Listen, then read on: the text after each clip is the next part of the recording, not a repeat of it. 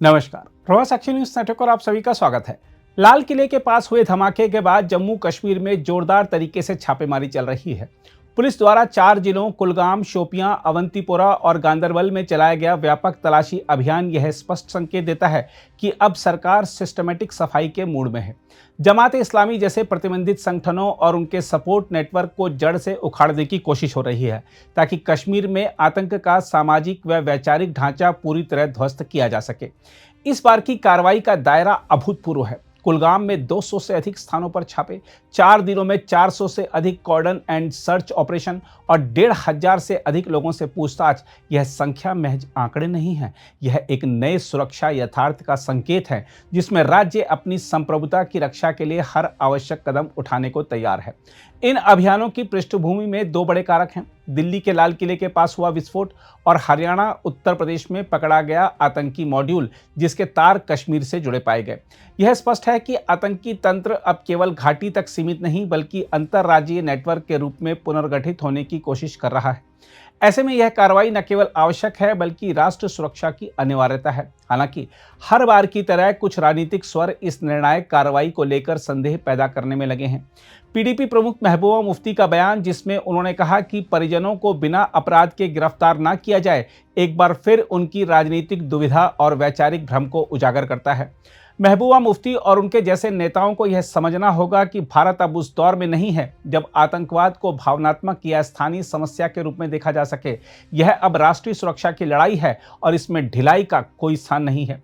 जब police support network पर प्रहार कर रही है तो यह केवल बंदूक चलाने वाले आतंकियों को नहीं बल्कि उनके वैचारिक और आर्थिक संरक्षकों को भी निशाना बना रही है।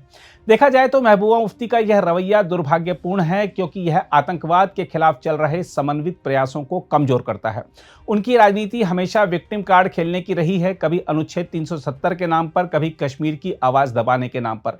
लेकिन हकीकत यह है कि इन अभियानों का उद्देश्य कश्मीर की आवाज को दबाना नहीं बल्कि आम कश्मीरियों को आतंक की गुलामी से मुक्त कराना है।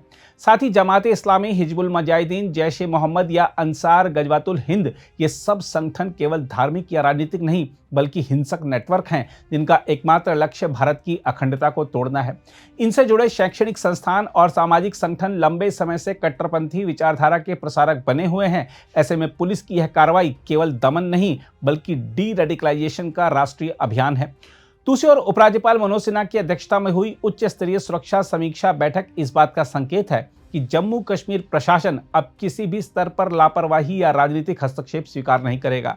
पुलिस, सीआईडी और केंद्रीय एजेंसियों का समन्वय इस बार बेहद प्रभावी है और यह सुनिश्चित किया जा रहा है कि कोई भी आतंकी पुनर्गठन की कोशिश सफल न हो सके। बहरहाल आज की स्थिति में भारत के पास 2 ही रास्ते हैं, या तो महबूबा मुफ्ती जैसी भावनात्मक राजनीति के भ्रमजाल में फंसे रहना या फिर एक निर्णायक और एकीकृत भारत की दिशा में बढ़ना। केंद्र सरकार और सुरक्षा बलों ने अपना रास्ता चुन लिया है और यह वही रास्ता है जो कश्मीर को स्थायी शांति, सुरक्षा और विकास की ओर ले जाएगा। खैर, आइए आपको दिखाते हैं महबूबा मुफ्ती ने क्या कहा है। जो परसों दिल्ली में वाकया हुआ, मतलब मेरे पास अल्फाज नहीं उसकी मजम्मत करने के लिए।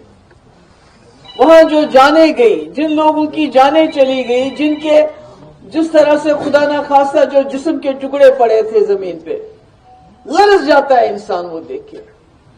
मगर उससे भी ज्यादा मुश्किल ये है कि उससे हमारी कौम फिर से एक बार दागदार होगी। हमारे नौजवान, पढ़े लिखे नौजवान, डॉक्टर जो हमारी कौम का सरमाया है, अगर ये सही है, मुझे मालूम नहीं है, अभी इन्वेस्टिगेशन चल रही है, मैं उम्मीद करती हूं इन्वेस्टिगेशन जल्द अज जल्द होगी और साफ सुथरी होगी, मामले की तह तक पहुंचा जाएगा। मगर अगर खुदा ना खास्ता ये बात सही है कि हमारे जो जम्मू कश्मीर के जो सबसे ज़हीन, सबसे ताकतवर दिमाग वाले लोग जो डॉक्टर हैं, अगर वो इसमें मुलव्वस है तो हमारी कौम के लिए ये बहुत ही बड़ी परेशानी का बात है। जो दिल्ली में सरकार है, जो दिल्ली में हुआ, हम उस गम में आपसे ज्यादा हम उस तकलीफ को समझते हैं क्योंकि हमने ये खून खराबा बहुत नजदीक से देखा और बहुत सालों से देखा है।